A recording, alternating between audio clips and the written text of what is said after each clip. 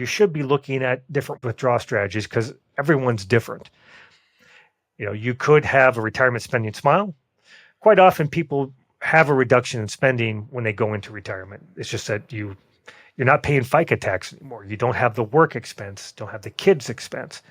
Now, again, if you have some major hobbies or some major traveling to deal with, it might stay the same or go up. But then once you're in retirement, think about whatever your baseline is. Most of the time, people will slow down. They might spend initially, and they'll slow down. Then the end of life, the spending increases. The other side of the smile through healthcare. Welcome to the Healthy and Wealthy Retirement, where your certified retirement counselor, Mark Struthers, takes a holistic approach to retirement, going beyond finances and embracing holistic well-being. This YouTube channel will address not just the financial part of retirement, but also the social, the physical, and the emotional parts of retirement. Everything you need for healthier, a wealthier, and a happier retirement. Welcome to the Healthy and Wealthy Retirement. My name is Mark Struthers, and I am thankful you are joining us today. Imagine this. You're an empty nester. My wife and I are a couple years off, but we are getting closer to being empty nesters. We're going to have some empty rooms. And let's say you decide to look at the couch. You got it when the kids were younger. You say, let's replace the couch. Maybe college isn't as expensive as it used to be, or as you thought it was. And instead of buying a $500 couch, kind of like you're used to, what you did years ago, 10, 15, 20 years ago when the kids were young, you decide to spend $5,000. And you look at the budget and you say, you know what? We got the money. Maybe a kid got a scholarship and you can afford it. Or so you think. There's something called the Diderot effect, and I think I'm pronouncing that correctly. What happens is because you now have a super nice couch, you look at the rest of the room and say, this seems off. Everything else looks out of place compared to our super fancy couch. So one by one, you kind of say, well, how about a new coffee table? And that makes some of the other things, the lamp, seem even more out of place. And you justify this because it's a very gradual thing, one thing at a time. So that one purchase was a trigger, and it caused a domino effect, a chain reaction to where you did something that was at least somewhat well thought out luxury that you could afford, to where all of a sudden you're busting up your budget. And I see this more and more. And it's normal. It's something to where you find ways of justifying it. You see it, and I'm talking about retirees, obviously, as folks getting close to retirement. Folks who normally do not spend, who are very frugal, who have no history of excessive spending. If anything, they spent too little. But they do this one purchase, and you just see something you never thought would happens, and it's a very well documented, normal human reaction thought process. So this guy Diderot was an 18th century French philosopher, and if any of you are subscribed to our newsletter, we just published a little blurb on him. Apparently, he bought a new robe, which caused him to want a new rug, and so on, and so on, and so on. I even call this lifestyle creep, retirement lifestyle creep. And you could think of other things too. And it's not just objects. I also think experiences. You could think, let's take a cruise. And all of a sudden you say, well, our luggage is too old. And part of it is because you've made this transition and you've worked so hard, you tend to justify it, and then all of a sudden, well, let's we have this, and sometimes I think it's subconscious. We have this nice luggage. Let's fly business class. Let's stay in a slightly larger room. And if you do that, all of a sudden you find that you tend to start eating at maybe more expensive restaurants because things are out of place. It seems odd if you're staying at the Wynn Hotel or you're staying at one of those upper level balcony suites on a cruise ship to then deboard and go to Chipotle. Some people can, but my experience and from talking to other advisors, it seems like more and more folks that are in retirement are starting to do this. And just did a piece with Market Watch that talked about new home buyers, that this is very common, that all of a sudden, especially as they're kind of going from their 20s to 30s, families growing, that when they move in, they had one budget, but little by little, that budget changes. Here in Minnesota, you see it with folks who get inherited cabins, that all of a sudden they say, well, we can afford that, but then you need a new boat, especially if you are seeing other folks around you. And this goes for non-retirement folks. I can usually tell by what someone drives by where they live. If everyone in your neighborhood is driving a luxury car, you're probably going to be driving a luxury car. If everyone in your neighborhood is driving a Honda, part of it is, I think, keep up with the Joneses. Part of it is, I think it's just something that we naturally do. So the question is, why is this happening? Well, I came up with several observations. This is not scientific. This is not based on a bunch of macro data. But for me, I think we gave an example of the empty nesters. I think the kids are gone. So for younger boomers, which are in their 60s now, so those are the ones that are retiring, they might even call that the silver tsunami, and older Gen Xers. So if you're a Gen Xer, you just might be turning 60 now, depending on where you have that mark for Gen X, from boomer to Gen X. Well, and especially for Gen Xers, we have been a lot different than the older baby boomers or the silent generation. Gen Xers were the ones who are the helicopter parents, the Zamboni parents. And I think much more so than my parents, the older baby boomers, the middle to older baby boomers. And I'm going to throw in younger boomers too, such I think they're definitely guilty as well. We've made the kids, I think we put too much of our ego on our kids to where there's too many traveling teams. We put so much on what they're doing and their success, and we're so involved with their lives, which a certain amount of that is good. I don't necessarily agree with the old way of doing things. But when you think about, especially Gen Xers, but I think even younger boomers, what do you do to fill the void? If your kids are occupying your time, your money, your thoughts, I think about when me and my sisters took our ACTs, it wasn't such a big deal. Whereas now it occupies a lot of family conversation, too much so. So I think that helps intensifies things, that what's a natural Diderot effect, something that kind of happens even without us knowing about it, I think is intensified. I also think we are living longer. As a result, we're healthier going into retirement. I think it really is different than generations past, because one, we know we have a longer time horizon, and I think through healthcare and everything else that we are younger, and that we're more active. You're more likely to spend money if you are out there doing things. If you start thinking, we're gonna spend more time at home now because we don't have traveling sports, traveling basketball, traveling lacrosse, soccer, whatever. Let's buy that new couch, and then before you know it, you've busted the budget. I also think social media and technology has contributed. They're the boogeyman that we pin so many things on. But I think even for older folks, even for the younger boomers and the older Gen Xers, I think seeing the people, what the people down the street are doing. So if they're doing a certain cruise, especially since they're your peer group, you consciously or subconsciously are saying we should be doing the same thing.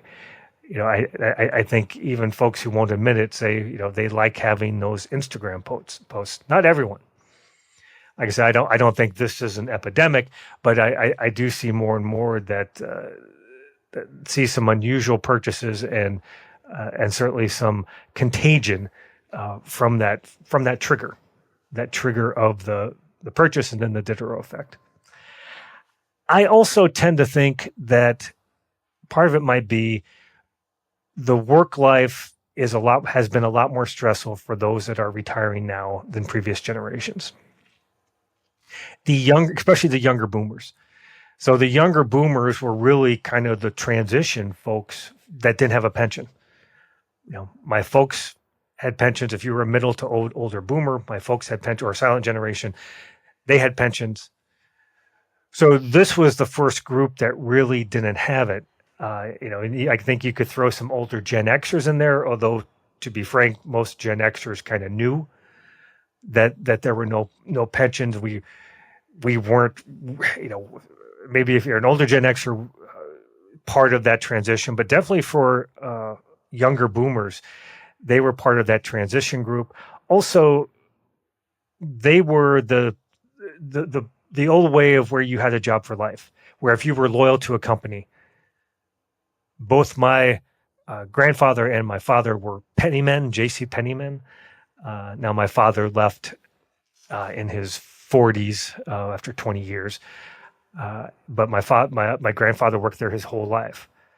So it's one just not having that could be stressful, but also if you're part of that transition generation to where you no longer have that, you don't have a job for life, you have to be more mercenary, you have to be more self-aware of making sure that you are maybe moving careers, that you could be laid off at any time. Having that anxiety, not having pension, I think it creates for more stress. And I think that could be part of the reason why we're more susceptible, that maybe they fall into that trap because they've been living under that pressure for so long. And I think Gen Xers, it might be the same. And I think Gen Xers are worse for putting too much time into their kids. Again, I certainly do it with my boys, my teen boys. And I think there's a lot of value in being involved in our kids' life. I'll be a first to admit that my generation probably spends too much. But also, we're part of the technology shift, and older or younger boomers as well, to where we've seen a lot of industries upended. JCPenney being a good example, retail.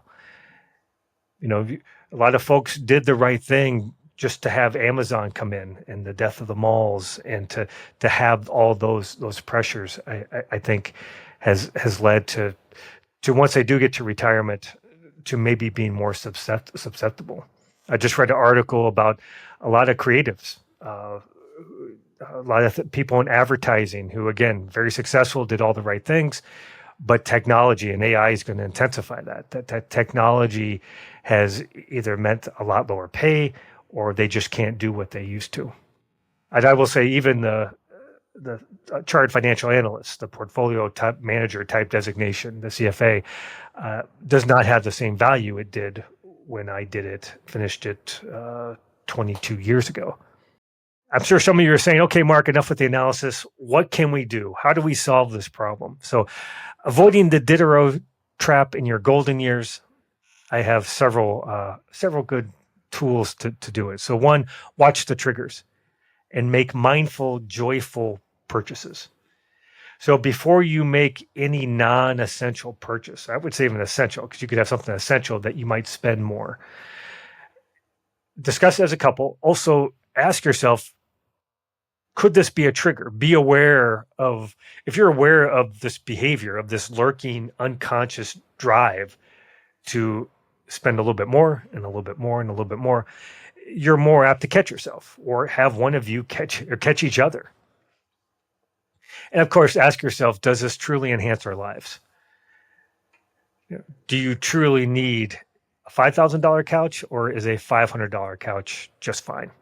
I'm not sure. Do they even have $5,000 couches? And I also think about that woman who would have you ask yourself, does this bring you joy? She would talk to an item and thank it before she threw it away. I think taking that approach, does this item really bring joy to my life? Number two, quality over quantity. I got into financial planning and wealth management because I don't want folks to live as frugally as possible. That's not the point. The point is to deal with longevity risk, to reach your goals, whatever it is, legacy, long-term care, but to enjoy yourself. So it doesn't mean not spending anything, but it does mean thinking about the quality of your purchase and not just accumulating stuff to accumulate stuff. But if you think about it, so maybe, if you consciously say, you know what, maybe we don't need that $5,000 couch isn't going to fit with the rest of the room, but maybe we could buy $1,000 couch and it won't be a trigger. We have something a little nicer. Number three, of course, revisit your retirement budget regularly. This is something that tracking is a big one. Simply tracking, sometimes you can catch things, but just don't take it for granted. Now, some folks they kind of keep doing what you're doing, because when we come up with a financial plan, we're discussing either what they think they're going to spend, or we take some ratio of what they spent, or maybe we just take what they spent and remove some things. And some folks they keep doing that, and you don't have any issues. There's no, besides an emergency, which we plan for. But that being said, in order to make sure you're not in some sort of chain reaction spending that's going to mess up your budget, just track and review. Don't judge, especially with couples, but track and review. Number four, this one's unusual. Review your withdrawal strategy. So what a lot of people and financial planners miss, it's not how much money you need to retirement or what your kind of safe withdrawal rate is based on assumptions. And often we're running scenarios, of inflation, equity return, bond returns, real estate returns, rates of inflation with taxes and healthcare and everything else. But we're also making assumptions, or you should be looking at different withdrawal strategies because everyone's different. You could have a retirement spending smile. Quite often people have a reduction in spending when they go into retirement. It's just that you're not paying FICA tax anymore. You don't have the work expense, don't have the kids expense. Now, again, if you have some major hobbies or some major traveling to deal with, it might stay the same or go up. But then once you're in retirement, think about whatever your baseline is. Most of the time, people will slow down. They might spend initially, and they'll slow down. Then the end of life, the spending increases. The other side of the smile through healthcare. So if you assume some of these things, you can, as long as you're aware of it, you can spend more initially in retirement. But just got aware that if you're trying to be super conservative, that might limit it. If you're just taking a standard inflation rate, the other strategy that it's not for everyone. It's called guardrails is a term we use, but that your withdrawal strategy is based on market performance. And we run numbers and we come up with something for folks there because you are taking out less during down markets, and most of the time these are not extreme cases, but taking out more during up markets, taking out less during down markets does allow you to take out a lot more, retire early or take out a lot more funds, a lot more income, and still, by all the numbers and projections, and not run out of money to still reach your goals. The biggest thing is that, as you might guess, you have to be comfortable with the change with the down markets. So if you start off with a strategy and then you still spend more, it doesn't work. But if you did a financial plan where you just said, we're just doing a pure inflation adjustment, see if some of these other withdrawal strategies might be a good fit, because most people do not just spend the same amount throughout 30 years of retirement.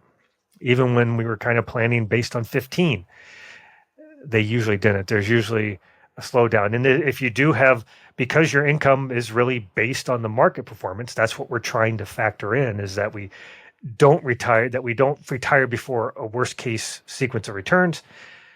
That if you do use something like guardrails and put some thought into it, you still might be okay. Even if you fall into a Diderot dilemma, the Diderot effect, you could say, well, what if going forward we use guardrails? Can we still keep doing what we're doing? So just make sure you're reviewing that withdrawal strategy. Number 5, practice gratitude and embrace imperfection. So be thankful what you already have. Do you really need the new couch? Do you really need 4 pickleball memberships? Pickleball seems to be a big one where around here they'll belong to Lifetime, they'll belong to 2 or 3 pickleball clubs, and there's fees for a league, there's fees for clinics.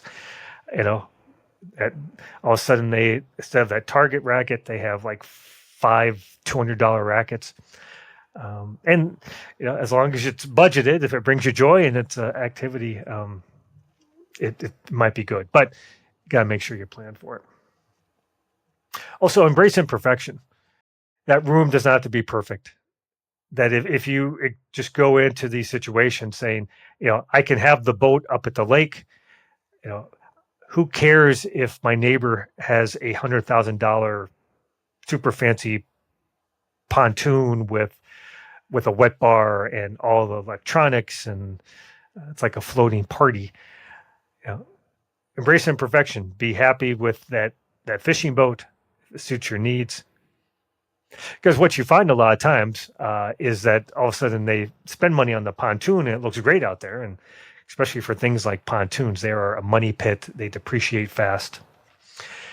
And then it doesn't get used. So again, make sure you practice gratitude and embrace imperfection.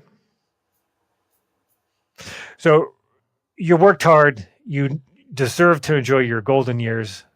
If you just put some thought into trigger purchases, things that are going to trigger some unhealthy behavior, you'll make better and informed decisions.